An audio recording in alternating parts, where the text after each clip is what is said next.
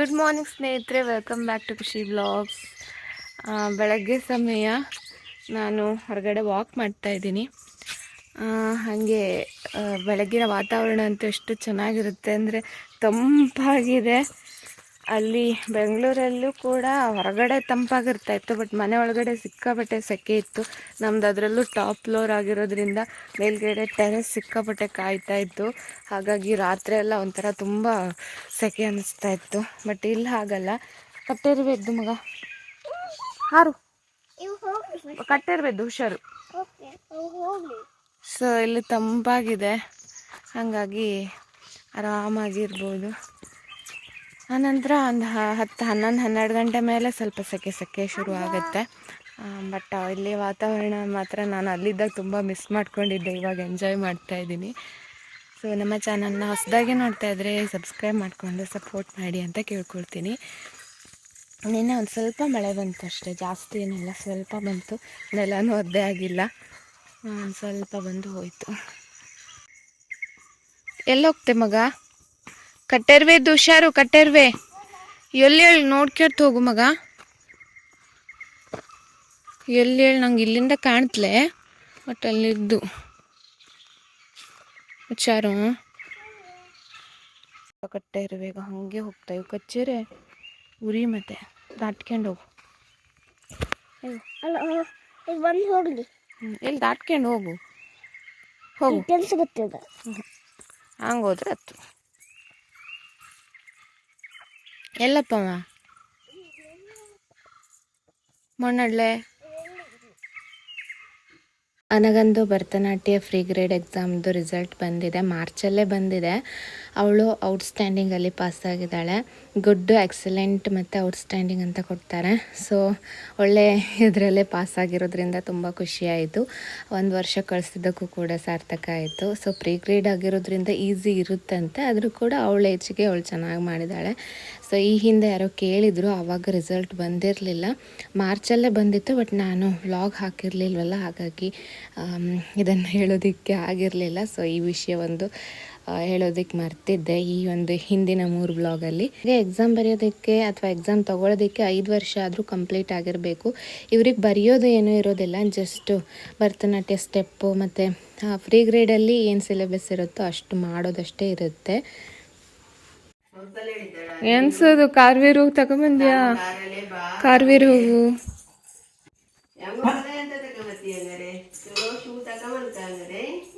ನನಗ ಎಲ್ಲಿಗೆ ಹೋಗ್ತಿದ್ದೆ?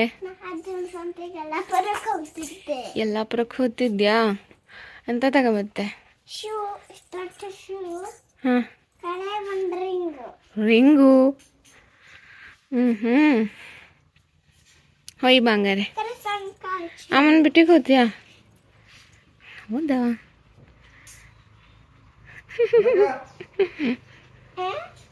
ಬಸ್ ಮಾಡ್ಕೊಂಡು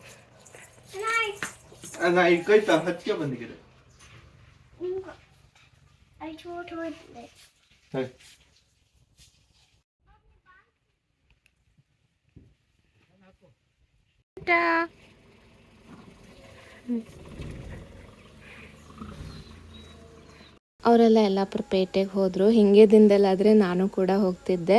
ಅಷ್ಟೊಂದು ಊರಿಗೆ ಹೋದ್ಮೇಲೆ ಅಷ್ಟೊಂದು ತಿರುಗಾಡಬೇಡಿ ಅಂತ ಡಾಕ್ಟ್ರು ಹೇಳಿದರು. ಹಂಗಾಗಿ ನಾನು ಅಮ್ಮನ ಮನೆಯಲ್ಲೇ ಇದ್ದೀನಿ, ಜಾಸ್ತಿ ಟ್ರಾವೆಲ್ ಏನು ಮಾಡೋದು ಬೇಡ ಅಂತ ಆರಾಮಾಗಿ ಬಂದಿದ್ದೀನಿ. ಆರಾಮಾಗಿ ವಾಪಸ್ ಹೋದರೆ ಸಾಕು, ಒಂದಷ್ಟು ದಿನ ಉಳ್ಕೊಂಡು ಅಂಥೇಳಿ ನಾನು ಎಲ್ಲೂ ಹೋಗ್ತಾ ಇಲ್ಲ. ಇಲ್ಲಿ ನಾವು ಮಾವಿನ ಹಣ್ಣಿನ ಜ್ಯೂಸ್ ಮಾಡೋಣ ಅಂಥೇಳಿ, ಚಿಕ್ಕ ಚಿಕ್ಕ ಮಾವಿನ ಹಣ್ಣು ಇವಾಗ ಬಿದ್ದಿರುತ್ತೆ, ಅದನ್ನು ಎತ್ಕೊಂಬಂದು ಜ್ಯೂಸ್ ಮಾಡೋಣ ಅಂಥೇಳಿ ತಯಾರಿ ಮಾಡ್ತಾಯಿದ್ದೀವಿ. ಯಲ್ಲಾಪುರಕ್ಕೆ ಹೋಗಿ ಬರೋರಿಗೆ ಬಂದ ತಕ್ಷಣ ತಂಪಾದ ಜ್ಯೂಸ್ ಕೊಡ್ಬೋದು ಅಂತ. ಕೆಲವೊಂದು ಹಳೆ ಹಣ್ಣಾಗಿರುತ್ತೆ, ಅದಕ್ಕೆ ಸ್ವಲ್ಪ ಸ್ಮೆಲ್ ನೋಡಿಕೊಂಡು ಹಾಕ್ತಾಯಿದ್ದೀನಿ. ತುಂಬ ಹಳೆ ಹಣ್ಣಾಗ್ಬಿಟ್ರೆ ಇಡೀ ಜ್ಯೂಸೇ ಹಾಳಾಗ್ಬಿಡುತ್ತಲ್ಲ, ಹಂಗಾಗಿ ಚೆನ್ನಾಗಿರುತ್ತೆ. ಇದನ್ನು ಚೆನ್ನಾಗಿ ಅಂದರೆ ರಸ ತೆಗೆದು ನಂತರ ಒಂದು ಸಲ ಮಿಕ್ಸಿಯಲ್ಲಿ ರುಬ್ಬಿಟ್ರೆ ಜ್ಯೂಸ್ ರೆಡಿ ಆಗುತ್ತೆ. ಚೆನ್ನಾಗಾಗಿತ್ತು. ನಂತರ ನಾನು ಕೂಡ ಸ್ವಲ್ಪ ಕುಡಿದೆ. ಎಲ್ಲ ಬಂದರು, ಯಲ್ಲಾಪುರಕ್ಕೆ ಹೋದವರು. ಬಂದೆ, ಎಂತ ತಗೊಬಂದೆ? ಉಂಗುರು ಸಿಕ್ಕಿತ್ತ? ಯೋ ಚಂದಿದ್ದಲೋ, ಆದರೆ ಚುಚ್ಚುತ್ತೆ ಅನ್ಸನ. ಇದು ಚುಚ್ಚತ್ಲ್ಯಾ?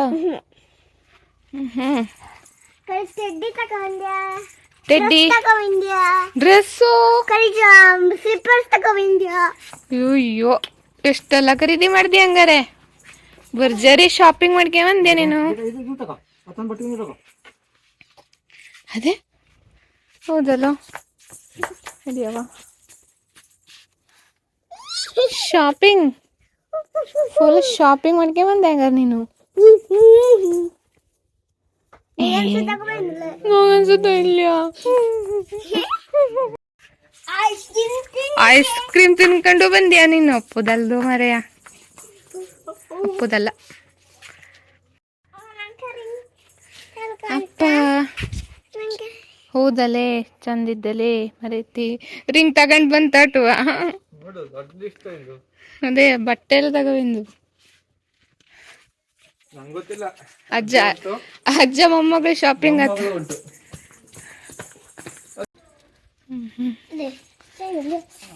ಸೈಜ್ ಗೊತ್ತಾ ದೊಡ್ಡ ಹೊತ್ಲಿಯೋ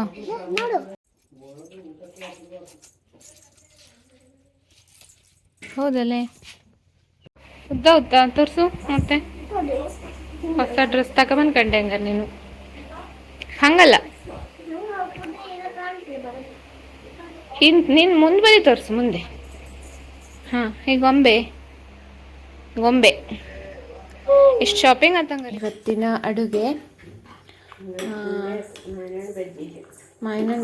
ಇವತ್ತಿನ ಅಡುಗೆ ಮಾವಿನಣ್ಣು ಬಜ್ಜಿ ನನಗೆ ತುಂಬ ಚೆನ್ನಾಗಾಗಿದೆ ಅಂದೆ ಹಾಗಾಗಿ ಅಮ್ಮ ಮಾಡಿದ್ರು ನಿನ್ನೇನು ಮಾಡಿದ್ರು ಇದು ಬದನೆಕಾಯಿ ಮತ್ತು ಹೀರೆಕಾಯಿ ಹಾಕಿ ಸಾಂಬಾರು ಇದು ಚಿಕ್ಕಮಿಟ್ಟಿಗೆ ಸೋಡಿಗೆ ಪಲ್ಯ ಮಜ್ಜಿಗೆ ತಂಬಳಿ ಇದು ಇವತ್ತಿನ ಊಟ ಕಾಯಿ ಸಲುವಾಗ ನಾನು ಹೆಲ್ಪ್ ಮಾಡ್ತೀನಿ ಅಂತ ಅನ್ನಾಗ ಹೋಗಿದ್ದಾಳೆ ಸೊ ಅಜ್ಜ ಇದ್ದಿದ್ದರಿಂದ ಯಾವುದೇ ಭಯ ಇಲ್ಲ ಆದರೆ ಒಬ್ಬೊಬ್ಬನೇ ಇದ್ದಾಗ ಸಿಗೋದಿಕ್ಕೆ ಕೊಡೋದಿಲ್ಲ ನಾವು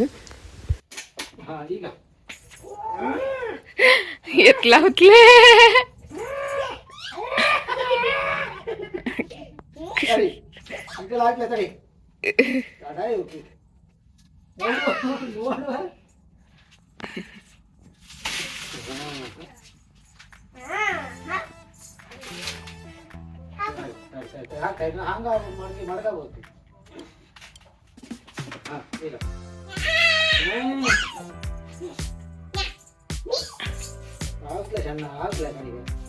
ಕೊಯ್ನೋಯ್ತೆ ಸಾಕು ಸಾಕು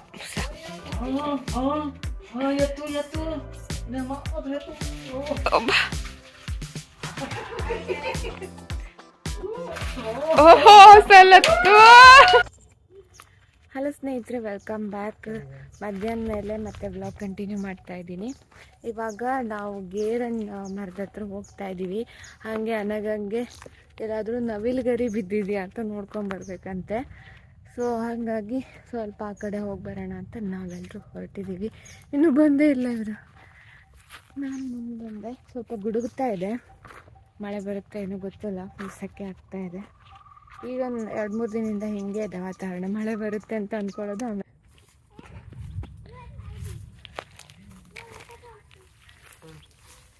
ಗೇರಣ್ಣು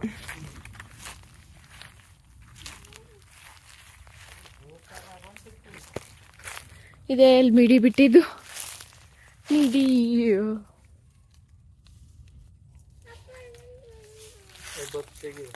ಲುಕ್ ಚಂದಿದ್ದು ಸ್ಮಾಲ್ ಸಿಕ್ಕಿತ್ತು.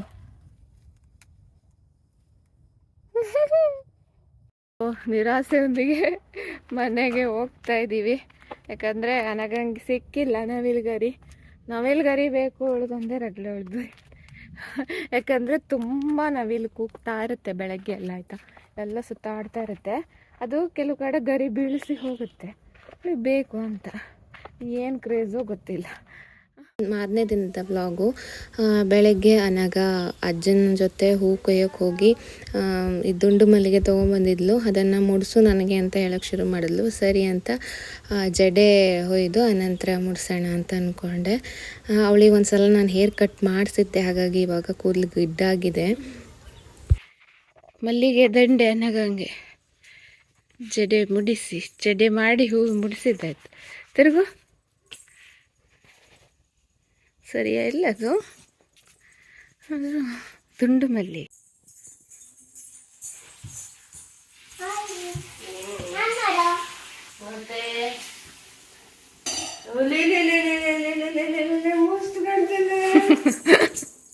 ಹಾಗೆ ನಂತರ ದೂರ್ವೆ ಕೊಯ್ಯೋಣ ಅಂತ ಹೋಗ್ತಾ ಇದ್ದೀವಿ. ಗರ್ಗೆ ಹುಲ್ಲು ಇವಾಗ ತುಂಬ ಚೆನ್ನಾಗಿ ಒಂದು ಕಡೆ ಬೆಳ್ಕೊಂಡಿತ್ತು, ಅಲ್ಲೋಗಿ ಕೊಯ್ಕೊಂಬನ್ನಿ ಅಂತ ಅಮ್ಮ ಹೇಳಿದರು. ಸೊ ನಾನು ಗಂಟೆ ಗಣಪತಿ ದೇವಸ್ಥಾನಕ್ಕೆ ಪ್ರತಿ ಸಲ ಬಂದಾಗಲೂ ಕೂಡ ನಾವು ಹೋಗ್ತೀವಿ. ಈ ಸಲನೂ ಕೂಡ ನಂಗೆ ಅಲ್ಲೊಂದು ಹೋಗಿ ಬರಬೇಕು, ಮತ್ತೆಲ್ಲೂ ನಾನು ತಿರುಗಾಡೋದಿಲ್ಲ ಅಂತ ಹೇಳಿದೆ. ಸೊ ಹಾಗಾಗಿ ದೂರ್ವೆ ಕೊಯ್ಕೊಂಡು ಇವಾಗ ರೆಡಿಯಾಗಿ ದೇವಸ್ಥಾನಕ್ಕೆ ಹೋಗ್ತೀವಿ.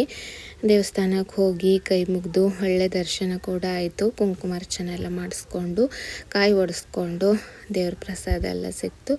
ಸೊ ಆರಾಮಾಗಿ ಒಂದು ಸ್ವಲ್ಪ ಹೊತ್ತು ಕೂತ್ಕೊಂಡು ಬಂದ್ವಿ. ತುಂಬ ಚೆನ್ನಾಗಿ ದರ್ಶನ ಆಯಿತು. ಇವಾಗ ತಾನೇ ಚನ್ನಗೋಳ ದೇವಸ್ಥಾನಕ್ಕೆ ಹೋಗಿ ಬಂದ್ವಿ.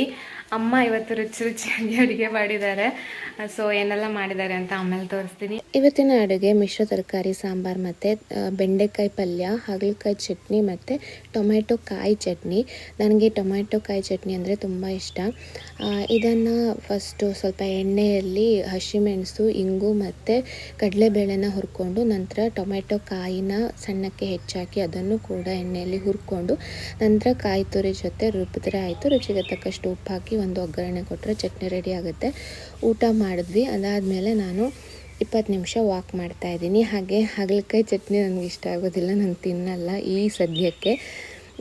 ನಂತರ 20 ನಿಮಿಷ ವಾಕ್ ಮಾಡಿಕೊಂಡು ನಂತರ ಒಂದು ಸ್ವಲ್ಪ ಹೊತ್ತು ರೆಸ್ಟ್ ಮಾಡಿದ್ದಾಯಿತು. ಹಾಗೆ ಸುಮಾರು 4 ಗಂಟೆ ಸಮಯ. ಇವಾಗ ಇಲ್ಲಿ ಟೀ ಕುಡಿಯೋ ಸಮಯ. ನಮಗೆ ಕರ್ಬೂಜ ಹಣ್ಣಿನ ಜ್ಯೂಸ್ ಮಾಡಿಕೊಟ್ಟಿದ್ರು. ಚಿಕ್ಕತ್ತೆ ಮಾವ ಬರುವಾಗ ತಂದಿದ್ರು ಹಣ್ಣನ್ನು. ತುಂಬ ಗುಡುಗ್ತಾ ಇದೆ, ಹಾಗೆ ಮಳೆ ಕೂಡ ಬರೋಕ್ಕೆ ಶುರು ಆಯಿತು. ತುಂಬ ದಿನದಿಂದ ಕಾಯ್ತಾ ಇದ್ದಾರೆ ಮಳೆ ಬರಲಿ ಅಂತ. ಅಂತೂ ಇವತ್ತು 4 ಹನಿ ಬರ್ತಾ ಇದೆ. ಜೋರಾಗಿ ಬಂದರೆ ತಂಪಾಗುತ್ತೆ. ಮಗ ಈ ಮಣ್ಣಿನ ಘಮ ಇದೆಯಲ್ಲ, ಸಖತ್ ಇಷ್ಟ ಆಗುತ್ತೆ. ಹೊಸದಾಗಿ ಮಳೆ ಬಂದಾಗ ಬೇಸಿಗೆಯಲ್ಲಿ ಸ್ವಲ್ಪ ನೀರು ಹೀರ್ಕೊಂಡದು ಘಮ ಮಸ್ತ್ ಅನ್ಸುತ್ತೆ. ಮಳೆ ಮಳೆ ಮಳೆ ಎಲ್ಲರೂ ಕೂತಿದ್ದಾರೆ ಮಳೆಯಲ್ಲಿ. 5:30 ಸಮಯ. ಕಟ್ ಮಾಡೋದು 5:30 ಎಷ್ಟೇಯ, ಏನ್ ಸಂಜೆ ಆಯ್ತು ನೋಡು. ಕುತ್ಕೊಂಡು ಮಳೆ ಎಂಜಾಯ್ ಮಾಡ್ತಾ ಇದೀವಿ.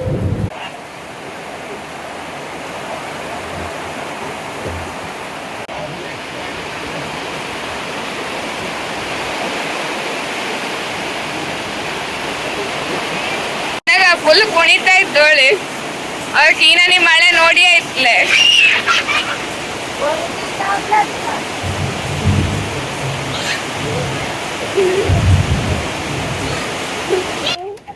ಇಲ್ಲಿ ಗೇರ್ ಬೀಜ ಸುಡೋ ಕಾರ್ಯಕ್ರಮ ನಡೀತಾ ಇದೆ. ಮಳೆ ಬರ್ತಾ ಇರೋದ್ರಿಂದ ನಗ ಅಜ್ಜನ್ ಜೊತೆ ಹೋಗಿ ಗೇರಣ್ಣು ಕೊಯ್ಕ ಬಂದಿದ್ಲು. ಅವಳಿಗೆ ಹೇಳಿದ್ದೆ ಮಳೆ ಬಂದಾಗ ಅದನ್ನ ಸುಟ್ಟು ತೋರಿಸ್ತೀನಿ ಹೇಗಿರುತ್ತೆ ಒಳಗಡೆ ಅಂತ. ಅಂದ್ರೆ ಗೋಡಂಬಿ ತಿಂದು ಗೊತ್ತಿರುತ್ತೆ, ಬಟ್ ಈ ತರ ಸುಟ್ಟು ತಿಂದು ಅದು ಹೇಗ್ ಮಾಡ್ತಾರೆ ಅನ್ನೋದು ಗೊತ್ತಿರಲ್ವಲ್ಲ.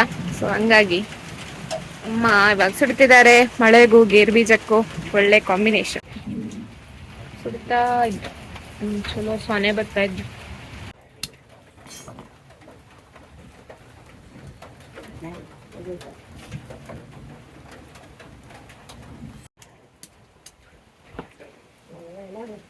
ಗೇರ್ ಬೀಜ ಸುಟ್ಟು ತಿಂದಿದ್ದಾಯಿತು. ಒಂದು ಸ್ವಲ್ಪ ಚೆನ್ನಾಗಿರೋ ಸಿಕ್ತು, ಒಂದು ಸ್ವಲ್ಪ ಕತ್ತೋಗಿತ್ತು. ಹಾಗೆ ಇವತ್ತಿನ ವಿಡಿಯೋನ ನಾನು ಇಲ್ಲಿಗೆ ಮುಗಿಸ್ತಾ ಇದ್ದೀನಿ. ಈ ವಿಡಿಯೋ ನೋಡಿದ್ದಕ್ಕಾಗಿ ಧನ್ಯವಾದ.